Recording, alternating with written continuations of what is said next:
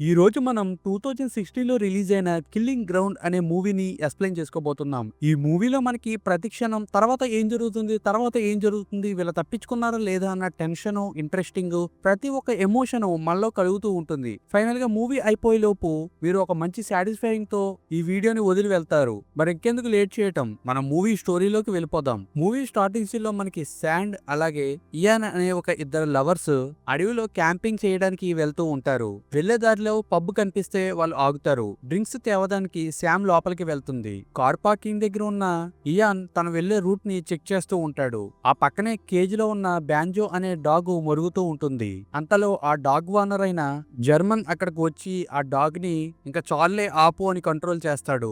గ్యాంగోలీ falls ఇక్కడి నుంచి ఎంత దూరం ఉంది, ఎలా వెళ్ళాలి అని ఇయాన్ జర్మన్ ని అడుగుతాడు. అతను అక్కడికి ఎలా వెళ్లాలో చెప్తూ క్యాంపింగ్ కి వచ్చారా అని అడుగుతూ ఉంటాడు. ఇయాన్ అవును అని తన క్యాంపింగ్ ప్లాన్స్ అన్నిటిని అతనికి చెప్తూ ఉంటాడు. అలాంటి స్ట్రేంజర్స్ కి ఇన్ఫర్మేషన్ ఇవ్వడం ఎంత పెద్ద తప్పో ఇతనికి అర్థం అవ్వదు. ఇంకా అప్పుడే డ్రింక్స్ తీసుకుని శామ్ అక్కడికి వస్తుంది. ఇంకా వీళ్ళిద్దరూ రోడ్డు ఎక్కుతారు. వీళ్ళిద్దరూ వాళ్ళ లైఫ్ లో జరిగిన క్యాంపింగ్ స్టోరీస్ ని చెప్పుకుంటూ ఉంటారు. వీళ్ళ ఇద్దరు ఇలా మాట్లాడుకుంటూ వాళ్ళ వెళ్లే రూట్ లో ఉన్న లొకేషన్స్ ని కూడా వాళ్ళు చూడకుండా వెళ్ళిపోతూ ఉంటారు. అయితే ఫైనల్ గా వీళ్ళ వెళ్లాల్సిన లొకేషన్ దగ్గరికి వెళ్తారు. అక్కడ వీళ్ళకంట ముందుగానే ఒక కారు అలాగే ఒక టెంట్ కూడా ఉంటుంది. కానీ అక్కడ మనుషులు ఎవరూ కనిపించరు. ఇంకా వీళ్ళు కూడా వాళ్ళ టెంట్ ని సెట్ చేసుకుంటారు. తర్వాత వీళ్ళిద్దరూని ఆ చుట్టుపక్కల ఉన్న లొకేషన్స్ అన్నిటిని చూసి చాలా ఎంజాయ్ చేస్తూ ఉంటారు. అప్పుడే శామ్ తను మ్యారేజ్ ప్రపోజ్ చేస్తుంది. హియాన్ కూడా చాలా హ్యాపీగా ఫీల్ అవుతాడు. అలాగే శామ్ ఆ గుడ్ న్యూస్ ని తన సిస్టర్ తో చెప్దామని అనుకుంటుంది.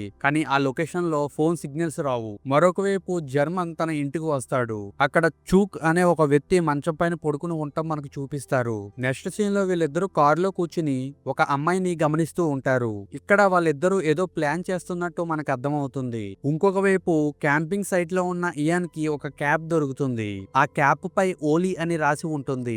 ఒకవైపు శామ్ తన పక్కనే ఉన్న టెంట్ లోకి ఎటువంటి మనుషులు రాకుండా టెంట్ అలాగే ఉండటం చూసి తను భయపడుతూ ఉంటుంది. ఇంకొక వైపు జర్మన్ అలాగే చూక్ పబ్ లో ఒక ఇద్దరు అమ్మాయిలతో మాట్లాడుతూ ఉంటారు. కాసేపు తర్వాత వీళ్ళిద్దరూ వాష్రూమ్ లో ఒక కానిస్టేబుల్ తో మాట్లాడుతూ ఉంటారు. ఈ సిచ్యువేషన్ లో మనకు అర్థమవుతుంది ఆ కానిస్టేబుల్ కూడా వీళ్ళ ఫ్రెండే అని. కానిస్టేబుల్ వెళ్ళిపోయిన తర్వాత జర్మన్ చూక్ దగ్గర ఉన్న ఫోన్ ని తీసుకుని ఆ ఫోన్ లో ఉన్న ఫోటోలను చూసి ఆ ఫోన్ ని పగలగొట్టేస్తాడు. మరొకసారి మనం వేటాడుతున్నప్పుడు ఫోటోలు తీయకు అని చూక్ ని తిడతాడు.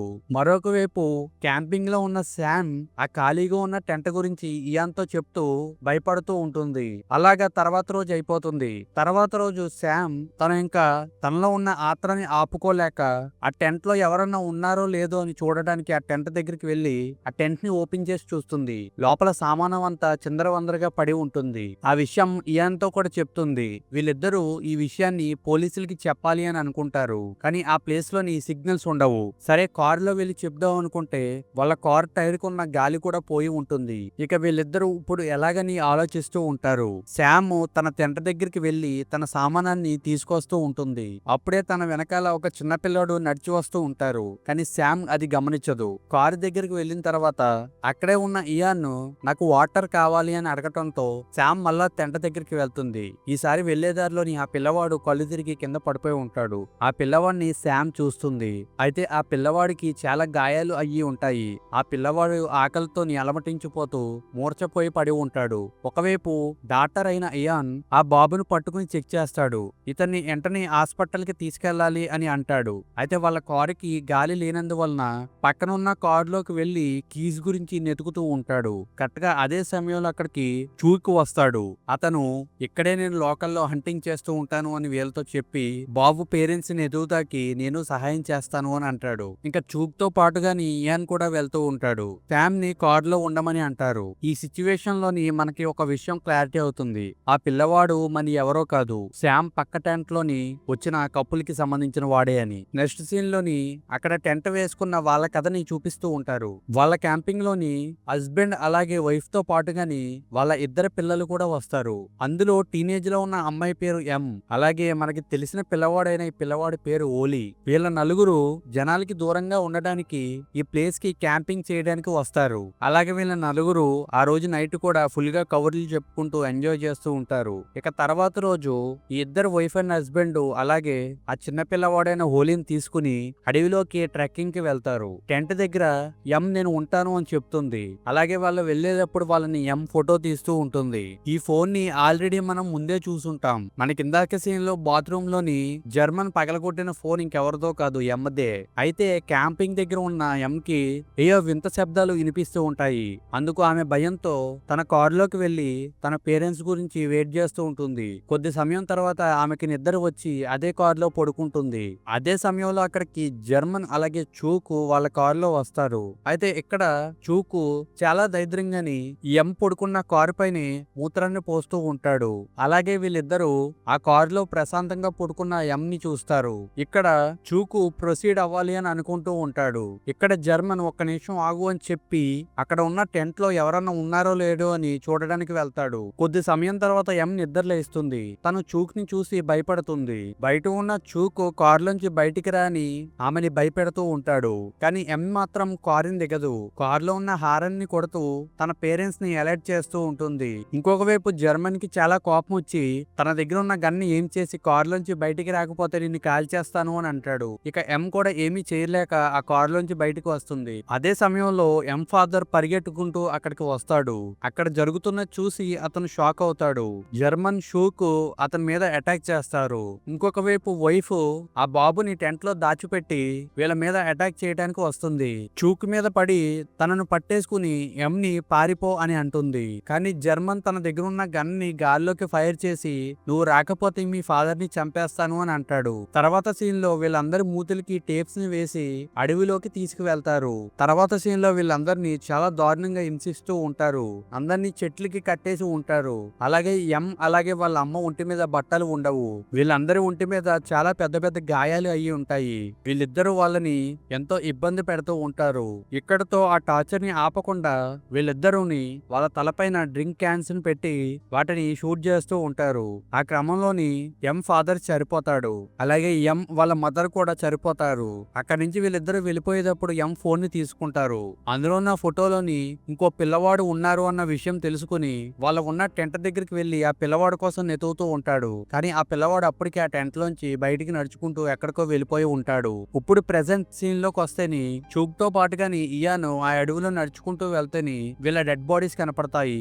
ఒకవైపు ఇయాను చాలా షాకింగ్ తో చూస్తూ ఉంటాడు గాని అతనికి చూక్ మీద డౌట్ రాదు. అయితే ఆ ప్రదేశంలోని వాళ్ళ మదర్ కనిపించకుండా ఉంటుంది. అది చూసి చూకు కొద్దిగా టెన్షన్ ఫీల్ అవుతాడు.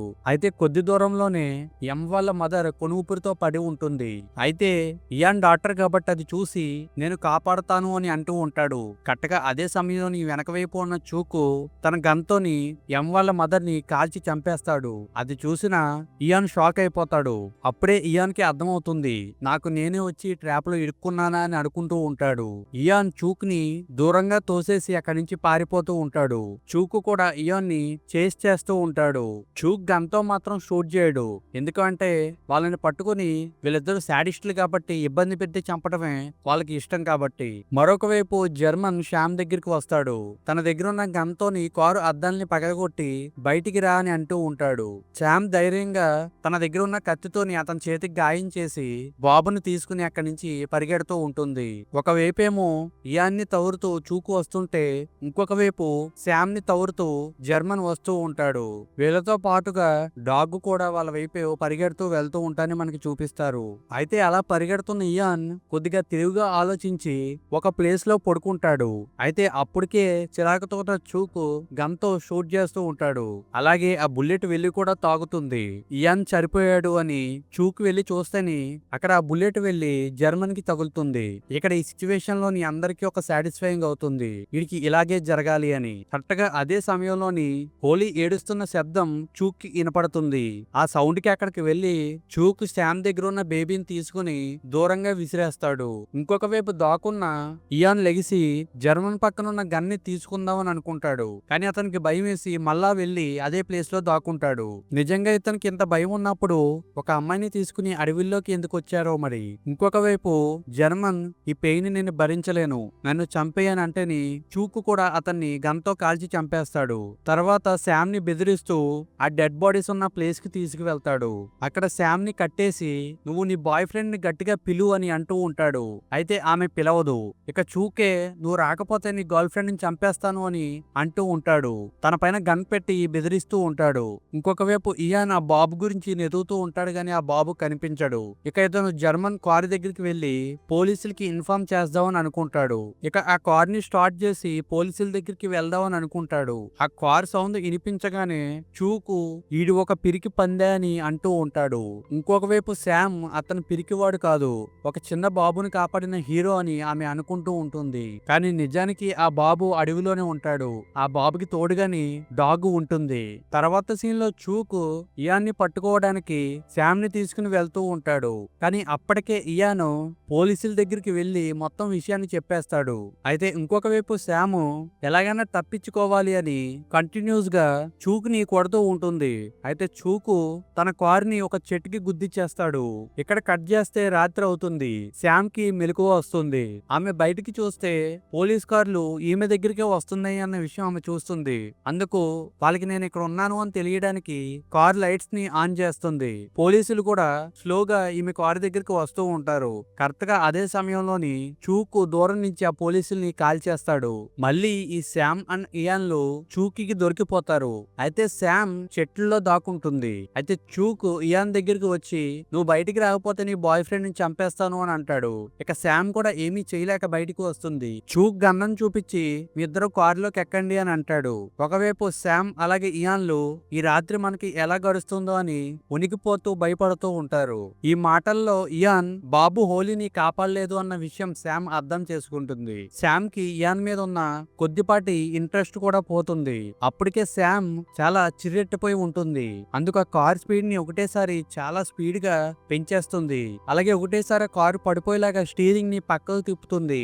ఆ దెబ్బకి కారు ఫెల్టీలు కొట్టుకుంటూ ఒక ప్లేస్ లో ఆగుతుంది. అప్పుడు చూకు ఆ కారులోంచి బయటకు వస్తూ ఉంటాడు. చూకు గన్ తీసుకుండే లోపు శామ్ బయటకు వచ్చి ఒక పెద్ద రాయిని తీసుకుని అతని తల మీద కొట్టి కొట్టి అతన్ని చంపేస్తుంది. కట్ చేస్తే హాస్పిటల్లో గాయాలతో ఉన్న శామ్ కి మెలకువ వస్తుంది. ఆమె లెగిచి మెల్లిగా నడుస్తూ ఇయాన్ బెడ్ దగ్గరికి వెళ్తుంది. ఇయాన్ కి శామ్ కంటే ఎక్కువ దెబ్బలే తగిలి ఉంటాయి.